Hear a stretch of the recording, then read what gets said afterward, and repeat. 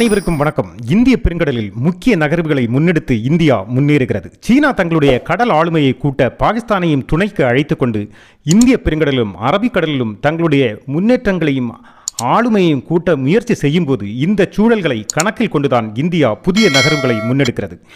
இந்திய பெருங்கடலில் கண்காணிப்புகளை கூட்டவும், எதிரிகளை அவர்களின் நகர்வுகளை உன்னிப்பாக கண்காணிக்கவும், நாட்டின் பாதுகாப்பை பலப்படுத்தவும் லட்சத்தீவில் புதிய திட்டங்களோடு களம் இறங்குகிறது இந்தியா.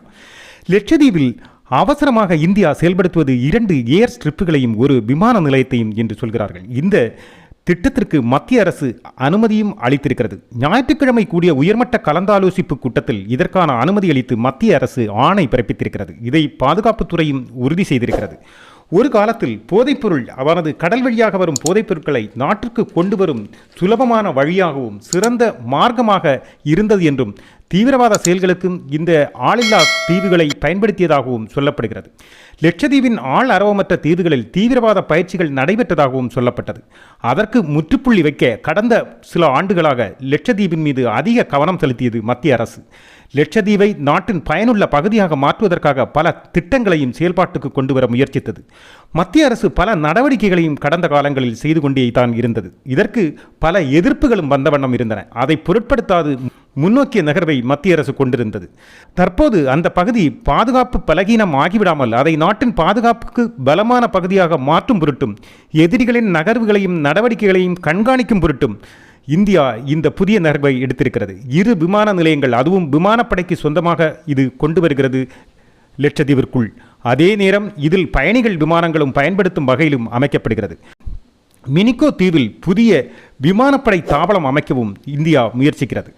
ஏற்கனவே உள்ள விமானப்படை தாவளத்தை மிகவும் மேம்படுத்தவும் இந்தியா செயல்பாட்டில் இறங்க உள்ளது. இவற்றை மேம்படுத்தி மிக பெரிய விமான தாவளமாக மாற்றவும், நீண்ட தூரம் பயணிக்கும் ட்ரோன்களும் போர் விமானங்களும் பயணிகள் விமானங்களும் பயன்படுத்தும் வகையில் அமைக்க உள்ள இந்த விமான நிலையங்களில் விமானப்படையின் விமானங்களுக்குத்தான் அதிக முக்கியத்துவம் அளிக்கப்படுகிறது. அதே நேரம் பயணிகள் விமானங்களும் பயன்படுத்திக் கொள்ளலாம். அதாவது புதிய விமான நிலையங்கள் முப்படைகளும் பயன்படுத்தும் விமான நிலையமாகவும் கோஸ்ட் கார்டுகள் பயன்படுத்தும் விமான நிலையமாகவும் இது இருக்கும். புதிய விமான நிலையங்கள் மாலித்தீவிலிருந்து வெறும் 50 மைல் தொலைவில் தான் இருக்கிறது என்பதும் குறிப்பிடத்தக்கது. அதானது இந்த மினிகோ தீவிற்கும் மாலித்தீவிற்கும் 50 மைல் தூரம் இடைவெளிதான் உண்டு என்பது பொருள்.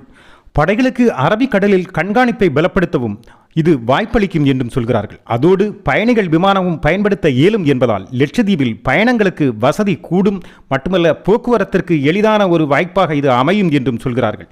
ஏற்கனவே அங்கு மத்திய அரசு பல சுற்றுலா சார்ந்த வளர்ச்சி திட்டங்களை செயல்படுத்தி கொண்டு வரும் நிலையில் அவை முழுமை பெறும்போது பயணிகளின் போக்குவரத்தையும் இது எளிதாக்கும் என்றும் கருதுகிறார்கள்.